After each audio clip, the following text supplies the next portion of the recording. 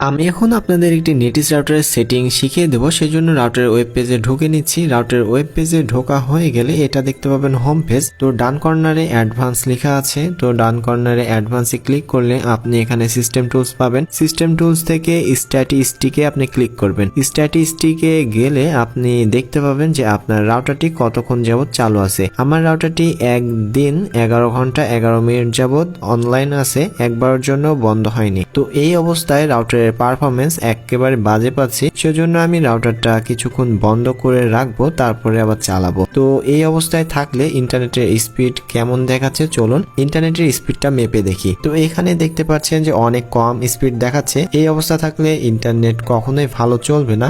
Long time router অনু চালু রাখলে এই ধরনের সমস্যা মাঝে মধ্যেই দেখা দেয়, সেজন্য মাঝে মধ্যে রাউটার অনুগুলা কিছুক্ষণের জন্য বন্ধ করে রাখতে হয়। তো এখানে কেবিপিএস শো করছে, আমার 7 এমবিপিএস এর সংযোগ।